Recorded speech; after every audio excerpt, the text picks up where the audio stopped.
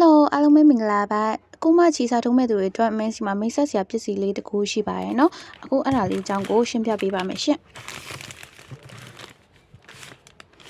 ဒီဟာလေးကတော့ပေါ့နော် beginner လေးတွေအတွက်သုံးဝင်တဲ့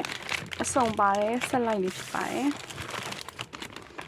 ဒါလေးကလိုအပ်တဲ့တချောင်းတို့အလေးတွေပြီးတော့ဒီလိုဘူးလေးနဲ့ပေါ့နော်ဘူးလေးနဲ့ပစ္စည်းလေးတွေအစုံထပ်ပြီးတော့ပါသေးရဲ့တစ်ချက်ပြကြည့်ပေးမယ်เนาะ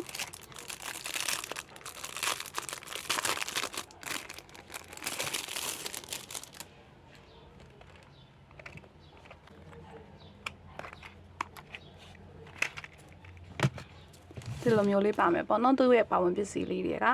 အဲ့တော့ကျွန်တော်ပထမဆုံးပါလေးနဲ့စပြောပေးမယ်ဆိုတော့ဒီမှာပေါ့နော်ဒါလေးကလည်းသူကတချောင်းတို့အလေးတွေပေါ့နော်တချောင်းတို့အကူမှာ site အသေးလေးတွေချီသေးလေးတွေနဲ့ထိုးရဲပေါ့နော်တချောင်းထိုးမှာကကြတော့ချီသေးလို့ရှင်အ site ကိုသေးပြီးတော့ပြောင်းသွားတာပေါ့နော်ချီရဲ့အကြီးနဲ့အဲ့လိုမျိုးပြောင်းသွားတာဖြစ်တဲ့အတွက်ဒါကချီသေးလေးနဲ့ထိုးမယ်ဆိုလို့ရှိရင်ဒီ site လေးတွေကိုသုံးလို့ရပါတယ် site လေးတွေကကြတော့သူကဘာဆိုင်လေးတွေပါမလဲဆိုတော့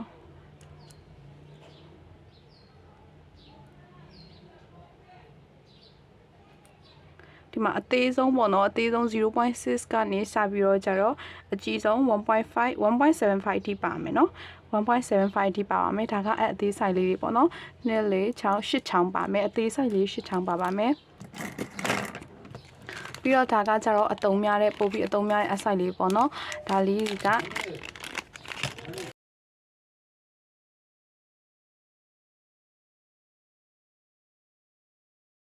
ဒါလေးက8ချောင်း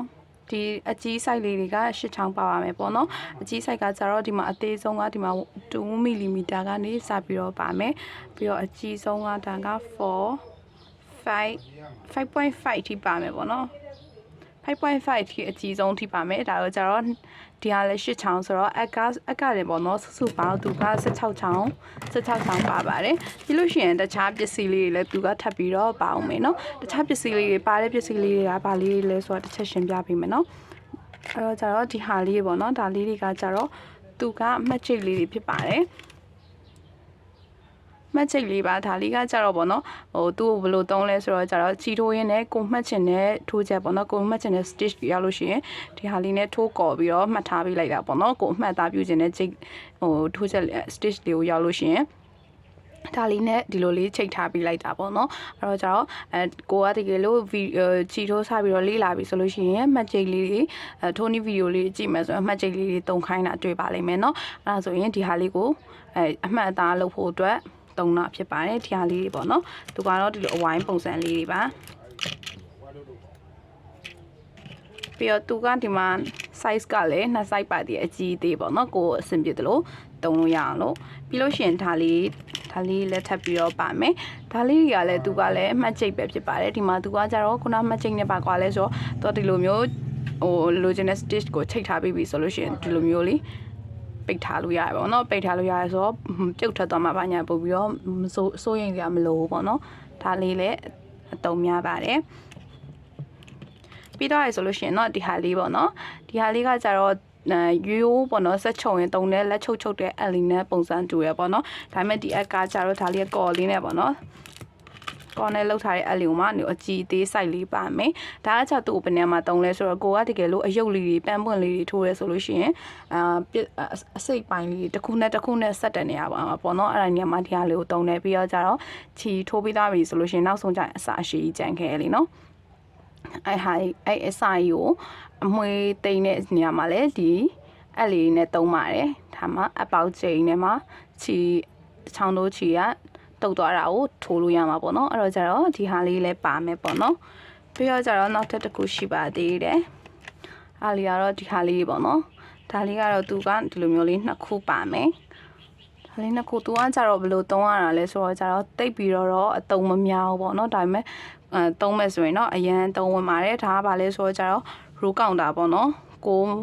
ကပေါ့နော်အယုတ်တွေထိုးတဲ့အထည်ထိုးရဲဆိုလို့ရှိရင်များသွားပြီဆိုလို့ရှိရင်အတန်းဘလောက်အတန်းကိုရောက်သွားပြီလဲမသိဘူးပေါ့နော်ပတ်တန်တွေဖက်ပြီးထိုးတဲ့အချိန်ကျရင်ဘယ်တန်းရောက်ရင်ဘယ်လိုလုပ်ရမလဲဆိုတာရှိတော့ကြတော့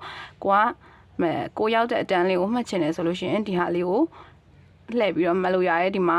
ဒီဘက်တစ်ချက်ကနေတစ်ဖက်လှည့်လို့ရတယ်ဒီဘက်ကနေလည်းလှည့်လို့ရတယ်ဒီမှာပေါ့နော်ဒါဆိုရင်အတန်68ပေါ့နော်အဲ့လိုမျိုးမှတ်ချင်လို့ရှိရင်ဒီဟာလေးကိုလှည့်ပြီးတော့မှတ်လို့ရပါတယ်ရှေ့ဟာနောက်ကဟာအဲ့လိုမျိုးလေးလှည့်ပြီးမှတ်လို့ရရပေါ့နော်ဒါလေးကလည်းအတူတူပဲသူက site သေးလေးပေါ့နော်အဲ့လိုလေးလှည့်ပြီးတော့မှတ်လို့ရတယ်ပြီးတော့သူကတခုပါရှိသေးလဲဆိုတော့ဒီအတွင်းထဲမှာသူကကုတ်လို့ရတဲ့ပုံစံမျိုးလေးပါရပေါ့နော်ပါတယ်ဆိုတော့ဒီမှာနှစ်ချောင်းတို့အဲ့နဲ့တကယ်လို့ကိုကတစ်ချောင်းတို့ထိုးတာမဟုတ်ပဲနှစ်ချောင်းတို့ထိုးတာဆိုလို့ရှိရင်ကိုရဲ့အမှတခါတည်းတက်ပြီးတင်ထားလို့ရရပေါ့နော်အဲ့ဒါဆိုလို့ရှိရင်တော့ဟိုကိုရဲ့ project ရောအဲ့ရောပြီးတော့ row အရေးအတွက်ရောတခါတည်းတွဲလေးဖြစ်တော့ပို့ပြီးတော့အဆင်ပြေရပါတော့ပြီးတော့ပြီဆိုလို့ရှိရင်နောက်ထပ်ဒီတရိကန်ပုံအချွန်ခုံလေးရှိသေးရပေါ့နော်ဒါလေးကကြတော့သူကဘာလေးလဲဆိုတော့တစ်ချောင်းထိုးမှာတော့ဒီဟာလေးကိုမတုံးဘူးပေါ့နော်နှစ်ချောင်းထိုးမှာကြတော့နှစ်ချောင်းထိုးထိုးပြီးပြီဆိုလို့ရှိရင်ထိုးလက်စ project ကဒီလိုတန်လန်းကြံအောင်ပေါ့နော်တန်လန်းကြံတော့ကြတော့ဒီတန်လန်းဒီလိုအနှစ်ချောင်းကဒီလိုတန်လန်းကြီးကကျွတ်ထွက်မသွားအောင်လို့အဲ့ရထိတ်မှာပေါ့နော်အဲ့ရထိတ်မှာဒီလိုမျိုးလေးတက်ထားပြလိုက်လို့ရပါတယ်ဒါဆိုလို့ရှိရင်တော့ဒါကတော့တစ်ချောင်းတို့အနှစ်ဆန်းပြပေးရပါတော့နော်နှစ်ချောင်းတို့ရဲ့ထိတ်မှာအချွန်လေးကိုဒီလိုလေးတက်ထားလိုက်လို့ရှိရင်ထိုးလက်စ project ကဒီလိုမျိုးကျွတ်ပြီးတော့မထွက်တော့ဘူးပေါ့နော်အဲ့လိုမျိုးနေရာမှာဒီအစွပ်လေးကိုတုံးလို့ရပါတယ်နောက်ထပ်တစ်ခုကကြတော့ဒီဟာလေးပေါ့နော်ဒီဟာလေးကကြဒီရွှေရောင်ကွင်းလေးကကြသူကဘယ်နေရာမှာတုံးတာလဲဆိုတော့ကြကိုကပေါ့နော်ဒီလိုမျိုးဒီလိုအနဲ့ချုပ်တယ်ပေါ့နော်ချုပ်တဲ့ပစ္စည်းကမာတယ်ပေါ့နော်ဥပမာအိတ်တွေပါလေးချုပ်တယ်ဆိုလို့ရှိရင်အရန်ထိုးရတယ်ပေါ့နော်ထိုးရဆိုတော့ကြတော့လက်နဲ့ထိုးတော့ကြတော့အားမပါဘူးပြီးတော့ဒီလိုမျိုးနောက်ကနေထိုးဒီလိုမျိုးထိုးရဆိုရင်လက်နာရပေါ့နော်လက်နာတော့ကြတော့အဲ့ဒါကိုဒီဟာလေးနဲ့တုံးပြီးတော့ဒီလိုမျိုးလေးထိုးလို့ရပါတယ်အဲ့တော့ကျတော့ဒီအမာနဲ့ခံပြီးထိုးတာဖြစ်တဲ့အတွက်ကြောင့်မလို့လက်မနာဘူးပို့ပြီးတော့အဆင်ပြေတယ်ပေါ့နော်အဲ့လိုနေရာလေးမှာတုံးလို့ရပါတယ်ပြီးတော့ဒီဟာလေးကကျတော့သူက knitting needles လို့ပဲရေးတာသူကဘယ်နေရာမှာတုံးတာလဲဆိုတော့ကျတော့ဒီဟာလေးကဒီလိုမျိုးပေါ့နော်ဒီမှာနမူနာပုံလေးတောင်မှပြထားတယ်ဒါကနှစ်ချောင်းတို့မှာပဲတုံးတာပါเนาะတစ်ချောင်းတို့မှာမတုံးဘူးဒီမှာဆိုလို့ရှိရင်ဒီနားကထိုးချက်လေးတွေကိုပေါ့နော်ခဏချထားခဲ့ပြီးတော့ဒီနှစ်ဖက်ကိုပဲသူကဆက်ပြီးတော့ထိုးတာဖြစ်တဲ့အတွက်ကြောင့်မလို့ဒီအပင်လေးတွေပြုတ်ထွက်သွားမှဖြစ်စိုးရင်ရတဲ့အတွက်ကြောင့်မလို့ဒီဟာလေးတွေနဲ့ချုပ်ပြီးတော့ထိန်းထားတာပေါ့နော်ဒါလေးတက်ထားလိုက်တဲ့ကျတော့အဲ့အပင်လေးတွေကပြန်ပြုတ်မထွက်တော့ဘူးပေါ့နော်အဲ့လိုမျိုးလေးသုံးတာဖြစ်ပါတယ်နောက်ဆုံးတစ်ခုလေးကတော့ဒါလေးကတော့အရန်သုံးဝင်တဲ့ကချီလေးပါဒါလေးကတော့ချီလေးတွေဖြတ်ဖို့ဆိုရင်မဖြစ်မနေသုံးဖို့လိုတာလေးပေါ့နော်ဖုံးလေးလဲပါတော့ကျတော့ဒီအချွန်နဲ့ထိုးမိမှလည်းတိတ်မစိုးရင်ရအောင်ပေါ့နော်ကက်ချီလေးရဲ့အဲ့တော့ချီဖြတ်တဲ့နေရာမှာအရန်ကိုအဆင်ပြေတဲ့အသုံးဝင်တဲ့ကက်ချီလေးပါအဲ့တော့ကျတော့ဒီဟာအဲ့တော့ကျတော့သူကဒီဘူးတစ်ခုတည်းနဲ့ပေါ့နော်ပစ္စည်းတွေအစုံပါတာဖြစ်တဲ့အတွက်ကြောင့်မို့လို့ကိုကအခုမှချီစထိုးမယ်ပေါ့နော် beginner ဆိုလို့ရှိရင်ဘာတွေဝယ်ရမှန်းမသိဘူးဘာတွေပေါ့နော်